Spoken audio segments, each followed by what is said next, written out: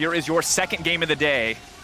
It will, of course, be G2 Esports going toe-to-toe with Fongbu Buffalo, a rematch that people may not have expected to go Fongbu Buffalo's way the first time around. G2 clearly here to play.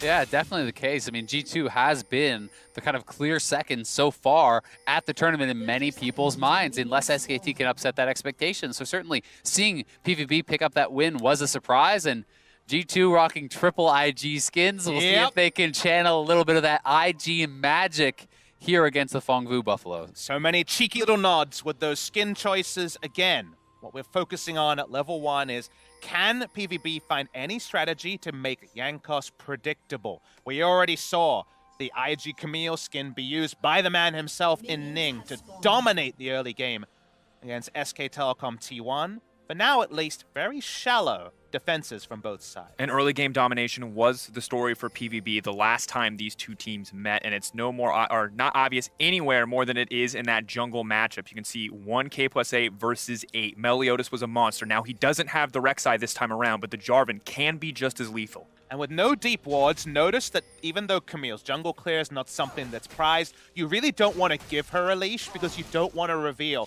what side of the map you're starting on. So Camille will go with the solo start, and then from there, we will watch Jankos' pathing with great interest. We certainly will, and the biggest difference here for me is not that the J4 cannot compete with that early game of the Rek'Sai we saw from Meliodas in game number 1. It's that Jankos will have more ability to match and answer those ganks and to be the aggressor on his own. Of course, Camille, very good at those single target camps, so we will see the red buff to blue buff from the side of Jankos, trying to split top to bot side jungling.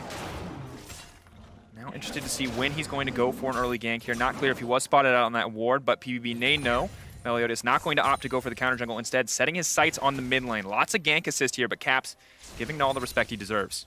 I think PvP was pretty good against SKT yesterday at predicting some of the pathing of the enemy jungler and some pretty straightforward setups I think they have here as well. They're brawling with Wander in the top side. And already a bit of aggressive trading on the bot side. Interesting, the Black Shield start level 1 from Powit. So once again, a lot of respect given over for both sides. Just making sure that none of these crazy plays come through. Jankos is on the bottom side. Of course, PVB do know this. The Jarvan is here as well if G2 try to force something. And I think that's pretty smart, especially when you take into consideration the fact that they didn't know where Jankos was starting, right? If that is a level 2 Camille gank, E flash in, flash recon engage, and you don't have the Black Shield, you are likely doomed. So that was just giving that respect over to the fact, we don't have the information, let's play it safe. But damn does it feel bad. No lane presence at all. Going for Black Shield, it's like a Tom Kent starting Devour. You almost never see it, but given that extra wrinkle of Camille jungle, that real feast or famine jungler, I tend to agree. And now we can see Jankos did try to go for that first gank in mid lane. Ring of Frost, of course, stopping him in his tracks before he could connect on the stun. So Null playing well around the Camille jungle so far, and it does feel like there's a certain degree of pressure for Jankos to find an early game impact on a champion who doesn't necessarily keep up with other junglers in terms of how quickly he can farm the jungle. But zooming out and understanding how this game is likely to play out going forward, it's actually 1-3-1 on both sides, and PvP have kind of struggled to play out 1-3-1s. Team Liquid, of course, we've talked about their struggles there. The mid lane, PvP won't find anything, but there is a lot of overlap in styles here. This is not the team fight versus 1-3-1 styles clash we've seen in a lot of G2 games. Certainly one of the concerns, though, you have is not even just the 1-3-1, but the ability for the Ryze and LeBlanc to pair up in a side lane, for a Realm Warp to come in, or a LeBlanc out of Fog, and to utilize those two solo laners to pick off one of these errant solo laners from PvB. And terrifying, too, when Mickey is on the recon. If Perkz is ever able to solo maintain lane pressure, you know Mickey will be roaming right into that mid lane. For now, he's got his sights set on Powit. A good binding will stop the play from going any further, but Mickey's still fearless, throwing out autos and getting the Ignite traded back, the heal as well from Big Koro. Love to see him pumping out the damage with the auto attacks there to make it a one-sided trade between G2 and PVB. I actually looked down all 10 champions, and actually all 10 champions have pick CC. So what this tells me, what this probably means is, given the overlapping comps and the amount of pick CC, the game victor will probably be a sum of wards. Whoever has the vision lead has so much pick CC to guarantee anyone trying to face it. For now, not a ton of vision, but we are going to see the Black Shield used. Immediately, they turn to the other target for the side of the G2 bot lane. Big Koro getting hit again and again, but the mana bars are running low, so it will be hard for G2 Perkz and Mickey to keep this pressure up. Yeah, certainly the case, and I think G2 are doing a great job in this 2v2, keeping the pressure on, and it is certainly what you want to do, because as I talked about earlier, post 6 is really where the Morgana Varus can threaten an all-in, especially if you are bringing Meliodas down and you have that Cataclysm to boot. That is a terrifying all-in, and even 3v3 that they can certainly look to win. And they're not even looking to wait for the level 6. You see the Lysandra and the J4 immediately moving down to the bottom side, ready to threaten if Perkz and Mickey overstay their welcome here in the bot lane. It should be mentioned that the lane state in bot goes against what this lane is expected to play out as on paper. You expect the Varus Morg, like the Kate Morg we discussed earlier, to push in, have lane control, and grow. It's a small CS lead, so Zion Rakan actually pushing away is the safest lane state for them, as Jankos can't go under turret. Hookshot wall dive, but will not flash to extend there. Null only level 5, maybe trying to capitalize on the window before the ultimate comes available. But Meliodas here to cover as well, just in case Caps wants to go for the all-in, of course. Cleanse for the LeBlanc, not the Ignite, so not nearly as much kill pressure here, but the level 6 is now there for Null. Yeah, and thankfully for Null, despite that bad trade, he does have TP available. So even if he is pushed back, he will be able to get back out on the map pretty quickly. And you really will want to try to regain this lane control, shove out, and look to be making plays around the map. You don't really want to just be sitting here. You want to be making aggressive plays alongside that Jarvan, whether it's in your lane or elsewhere on the map. Jankos now waiting in the darkness. Want the back off Meliodas there as well. Is he going to try to go for the play here? Mickey, of course, roaming up. A lot of mobility on the Rakan. Could look to commit, but both sides just posturing around the Dragon. I feel like this might be a game where we just see an arena set around that first Drake, and both teams try to commit for a big fight. No first blood at 7 minutes in a Camille jungle game. Not ideal, but has been able to go CS for CS, so definitely no farm lead generated by the Jarvan just yet. Of course, a lot less build flexibility for a Camille who has to go into damage rather than the Jarvan, who can happily just take the back seat, go Cinder Hulk, and be a frontliner. Yeah, certainly the case, but I do think G2 are going to be still very confident in their position in this game. We know how adept they are at playing out the 1-3-1, something you had talked about earlier. PVB has certainly struggled in the slower game, so despite, draft and champion, kind of strengths and weaknesses here, when you're thinking, yes, on the Camille you want to get aggressive, at the same time, I feel unless PVB is really picking up the pace, G2 are just such a superior team at playing out the map, at creating vision, and setting up picks in the mid and late game. And we talked about how the mid game is kind of that point where G2 very frequently come online. Now, after the first game, we may have expected, admittedly, a bit more bloodshed here on the map. But for now, both teams content to scale up. The level 6 is starting to come through. Meliodas getting his. Jankos very shortly going to get the Hextech ultimatum for Camille. And I feel like this is where we will really start to see plays being made. Stealing away the blue buff, like we saw from G2, adds more pressure onto this Varus and Morgana that have never been able to push over the halfway point in the mid lane. Doesn't feel like PVB have the same answer on the respawn of the G2 blue buff, so it will be a double blue buff scenario most likely. And if you keep up that pressure around bot side blue, the turret dives are certainly on the menu. Ultimate now whiff, though. They're going to move in for it, but they don't expect the Jarvan to be there. TP being committed as well. Perkz has to be careful. Will flash forward. Unsure why that was the call. First blood now coming out. Mickey next on the menu. 2 quick kills for PVB. And that just had to be a misclick, I think, from Perkz flashing forward there. Didn't look like he was actually able to get any counter kill. No one low enough to look for that. So G2, despite the fantastic laning they did have throughout this game, does make a mistake and get punished. You saw the level 6 come in for Varus, and it was a well-orchestrated play here from the Feng Vu Buffalo down on the bottom side of the map. I'll have to see the replay to see if he tried to flash blow someone up with the Feather Storm and then just was never able to cast it, but given the order, yes, all we can do is conspicuous. 2 kills go down. PVB do make their play on the bot side, and the Ocean Drake is going to be a nice laning tool to join as well. Yeah, and that ultimate did actually whiff there from Big Coral, so they do step forward, but the Black Shield was on point, and let's track Perkz here.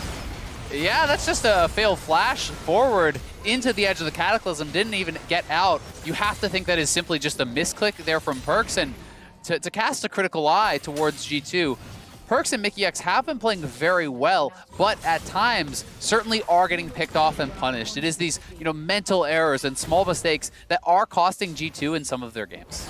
Definitely the case, and for Perkz, you have to wonder maybe trying to throw the Feather Storm one way and flash the other, but either way, it turns against him.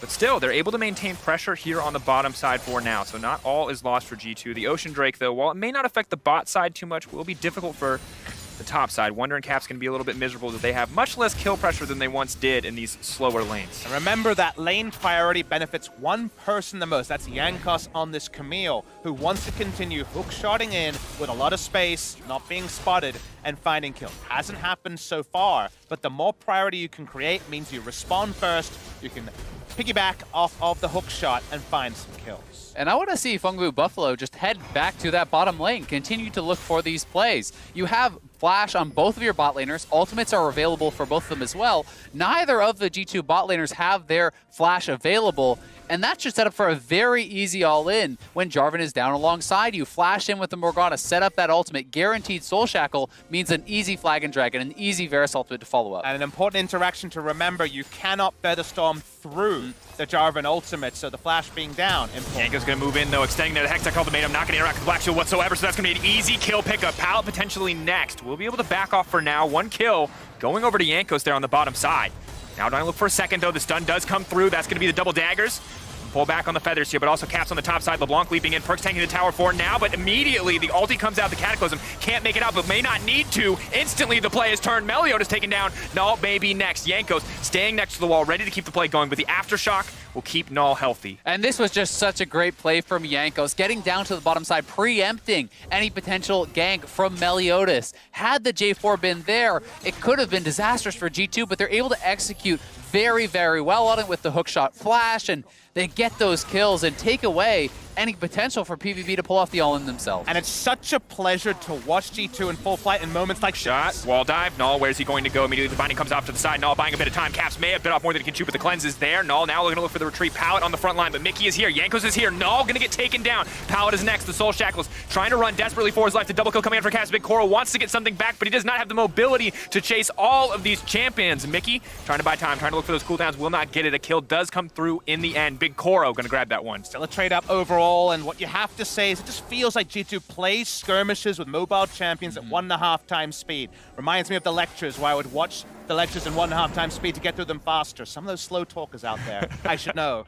But this is just G2 style. Watch the replay here. You were already mentioning it there. Come bot lane, gank this again. Yankos is there first, and from here they trade up way more often than they don't. They certainly do, and preempting that play was so good, and Big Koro now going to die again. Big Koro absolutely deleted. Caps now on a rampage. We were waiting. It was a slower game. 10 minutes, nobody dying. Instantly, we see an explosion of aggression all across the map. They're sniffing blood. They're going where we told PVB to go in the reverse scenario, and that just means that bot lane is a bit all over. Wonder has to be careful, though. Running for his life, will flash out to safety. The phase rush speeding him away, but Zeros getting down a good bit of kill pressure here on the top side with the power of that Proto Belt. Yeah, and there's no CP available for Wonder, so he's not even going to be able to actually come back to lane. Zeros trying to check for any sort of lazy recalls, won't be able to stop Wonder, but you know, G2 across the map have been just faster on setting up the play. So that is the biggest thing here for me. The fact that they recognize the weakness down on the bottom side, they recognize their vulnerability, and they preempt any potential plays from PVB by getting aggressive. And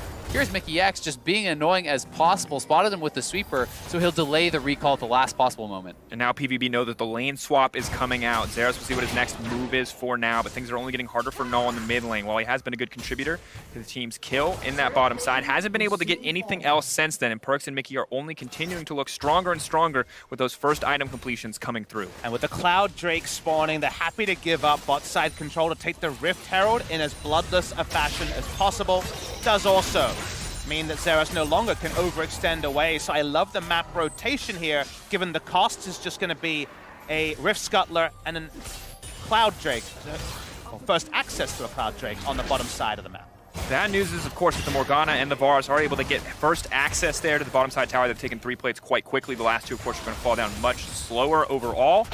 But Perkz now uncontested on the top side, getting free farm and getting solo XP as well. And with the turret plating post 14 minutes, that armor reduction is going to be gone. They're going to be able to knock that down very easily. So they do get first turret. You know, G2 will be able to respond on the other side of the map, but again, this is them playing away from that 2v2 that is advantageous to the Fungbu Buffalo, and G2 certainly showing a very high level of understanding of where they are strongest, how to actually manipulate the lane assignments to avoid these disadvantageous matchups. A lot of people on this map who want to manipulate the lane assignment away from the LeBlanc. 4-0 and 0 already. Caps popping off in the early games already has quite a lot of control, and it means that even in a usual kind of denial matchup for the Lissandra, Null has to watch himself, and if the Aftershock is never procced, if you're never actually in range of the Ring of Frost, could just be solo killed instead.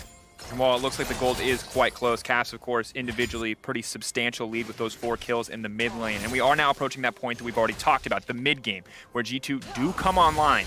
where they start to be able to use that map mobility, those quick reactions, that 1.5 times speed you were talking about, Papa, to make some incredible aggressive plays. But it looks like PVB may be looking to make a play of their own. Meliodas now stepping forward, the flash, instant cleanse, Caps looking for the Captain Jack impression, now trying to juke him out, walking away. Mickey X is there to body block, but Mickey X might be the one to go down in the end, does get taken out on the backside by Big Koro.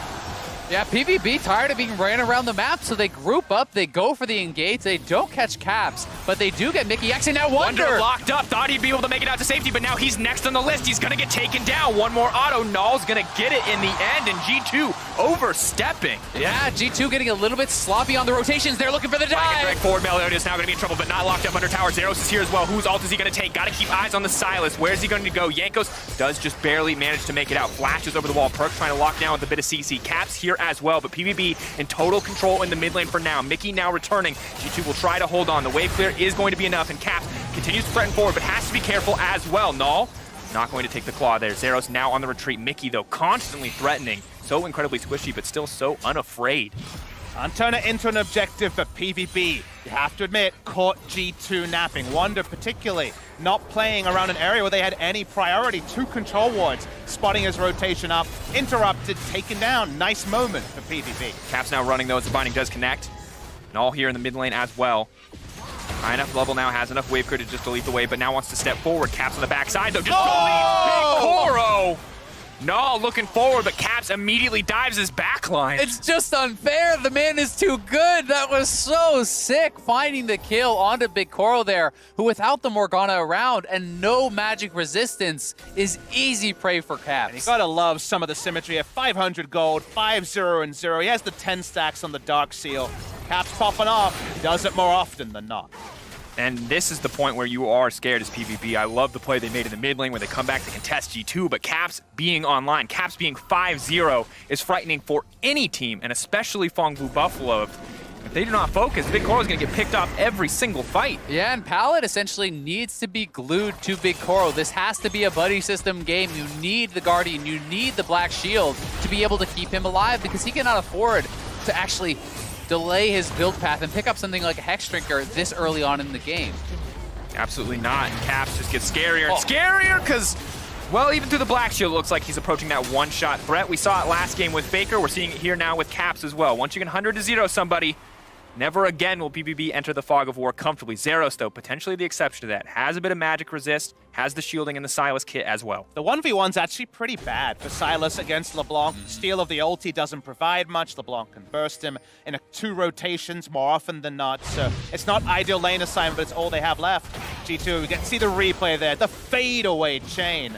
2-chain play, beautiful to see. And Caps just walks around and feels like G2 just group up in whichever lane he's in, and that's where they find their advantage. Yeah, I'm really of the opinion that when you have someone that's this strong in the game, they become the shot caller. You do whatever allows them to be in a position to succeed. Caps is in such a monstrously strong spot that whatever lane is best for him, you're going to give him. Whatever wards he needs, you're going to get it. Thank you, Mr. Caps. There you go. Just hop in the backpack, Papa Smithy. We're all along for the ride.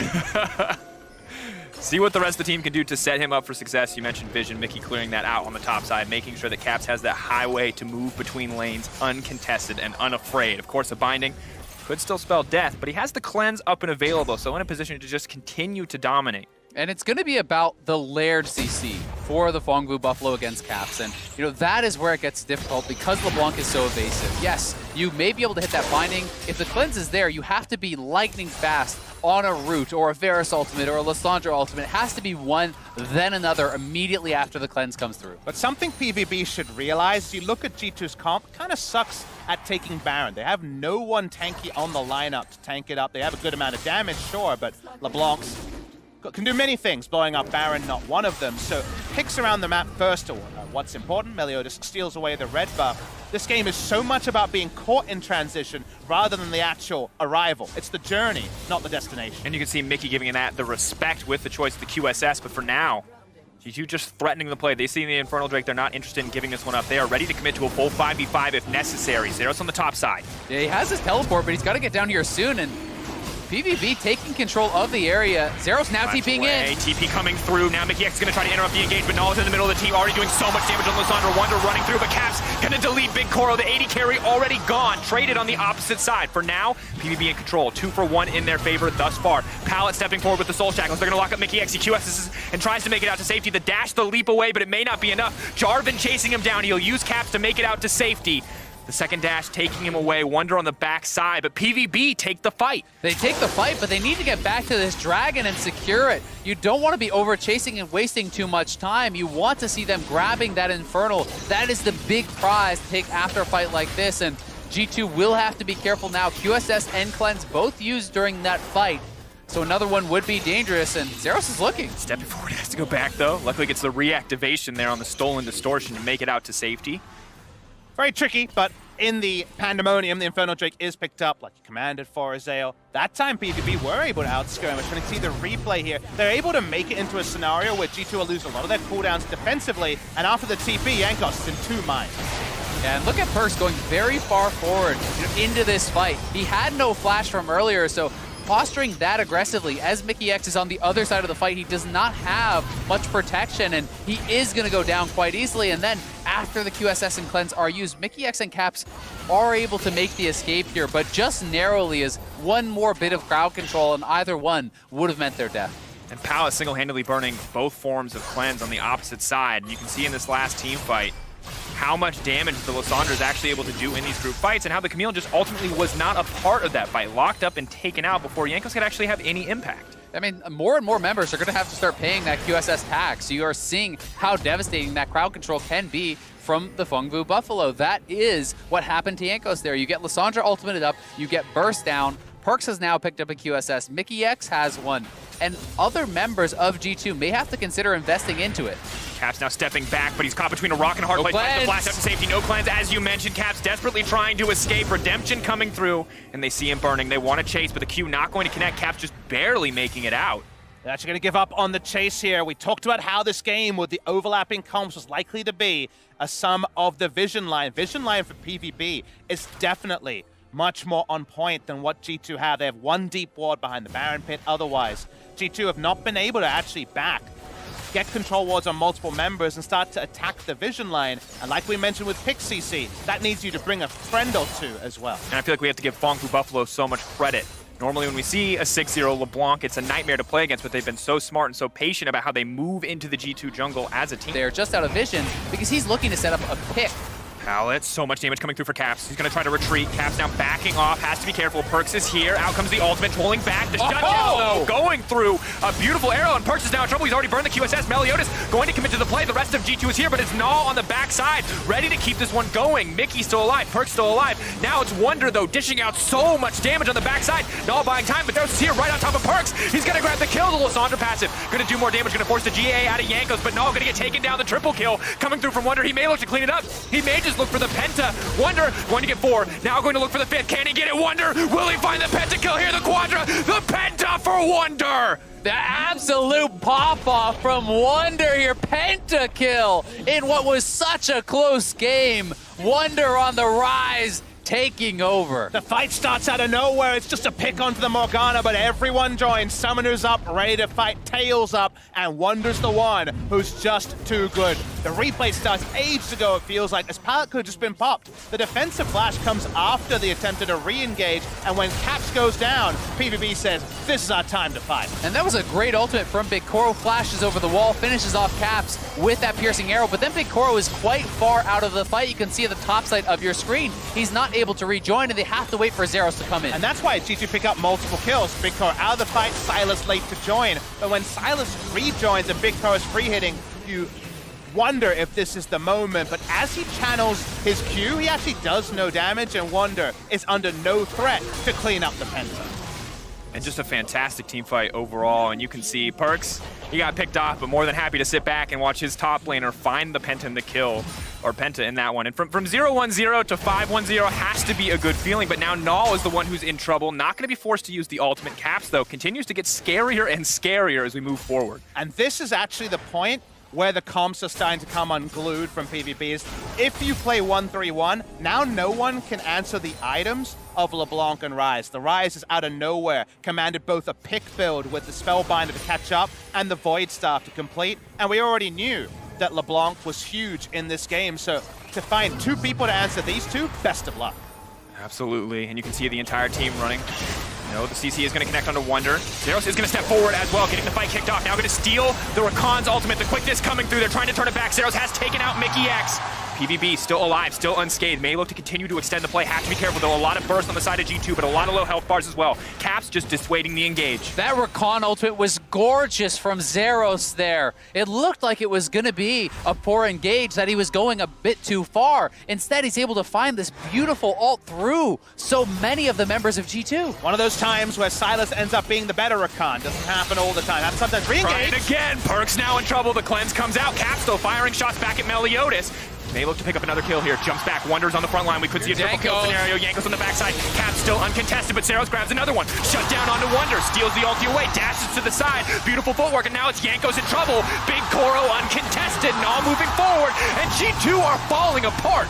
G2 are just getting knocked down one after the other. This could be PVB looking to take a significant advantage in this game. They're heading towards the Baron. Assists are being pinged, but there's not a jungler on either side, and Caps is still alive. We have seen him pull off some magic in this tournament around the Baron. That was definitely a mammoth Koro moment. He was able to free DPS so strong. He's on the Baron now, but Mickey X comes to check. He wants to check it. They know that it's been started. Caps needs to find a way into the pit, but the health bar is low. Absolute disaster potential here for G2 if they cannot contest it, if they cannot stop this Baron. 4K and dropping. It's getting lower and lower, and Big Koro is unafraid. He's not afraid to step forward to do damage where it's necessary. Caps may try to get it. Null goes over the wall. Caps, can he get it? He's buying time. It's getting lower and lower, though. Meliodas there on the backside. Nothing left. PVB will grab the Baron. They will pick up two, and they are in absolute control. Massive set of plays there for PVB. They pick up every shutdown from G2, and it's all off the back of this. Caps looking to poke forward here, but Meliodas, Pallet, Big Koro grouped up. Zeros comes in from behind, and Perks has no ultimate. The QSS, not enough to keep him alive. Zeros, the most headstrong Silas we've seen in a long while, but then Big Koro upgrades to Mammoth Koro. He can frontline with the Black Shield on him, able to take a secondary kill, and they get the exit kill on Yankos as well. The Black Shield goes up, he stands and fires, and he is wiping G2 off the map. Look at the damage coming through here from Big Koro. Absolutely monumental, and he is at such a strong point in the game now, ahead of Perks, and has so many items. The GA has even been picked up. The on-hit build maybe never gets stronger. He went into Wit's End that allowed him the confidence to walk up, and then you have the Rage, but it's kind of like a death cap for the on-hits, given the Phantom hit every second auto. So the moment a fight starts and Varus warms himself up, gets his Kinsu Rage Blade stacks, Black Shield later, oh boy. And another pick. Mickey now caught out once again. Null on a killing spree. That last fight, Null wasn't even there. He's looking to make up for lost time, but Perks now going to be not in the fight. It's Caps actually trying to find the takeout. We'll just continue forward. PVB in absolute control, set up to take down this tier 2 mid. Yeah, I mean, with Mickey X down, you have to call Wonder back up. Wonder making the move back to the side, but Zeros looking for a dive. Line. Perks has to be careful. Zeros locked up, but he's going to steal a Xayah ult of his own and just walk away. Zeros absolutely popping off these exchanges. Tanks an extra tower shot, and now they're looking at the inhibitor line. PVB ready to push in, ready to grab more here. They're going to break the inhibitor. You can hear Vietnam and Hanoi going wild for the hometown team, and rightfully so. It's a 6K gold lead. It is absolute control for PVB. And they have the side lane waves already set up. As you can see, they're going to join up to this top lane wave. Supers will start to spawn in that mid lane, and PVB are looking to press in on G2 here. They want to up the pace. And with all the advantages on the soul lanes, they can't wait for him, but here we go. Mickey now fishing. Null not even going to take it. They don't bite off more than they can chew. PVB slow and controlled. Immediately turn that engage around. And the crowd control was perfect from PVB. They wait till the QSS is out, and then Big Koro nails the Varus ult. PVB looking to crack a second inhibitor and close out this game potentially. Caps locked up, looking for the 1v1 off to the side. Pallet with the predict. Ignited, and goodbye to Caps. Goodbye to G2's hopes in this game. The dream is alive and well. Perks holding on for dear life. Yanko's coming in as well, but the base is set to break. Null's TP coming home. PVB have the backup in the base that they need. They have the fans behind them. And G2, after that first loss, they wanted revenge, but PVP say, not today. We will find our place on this stage. And found it. They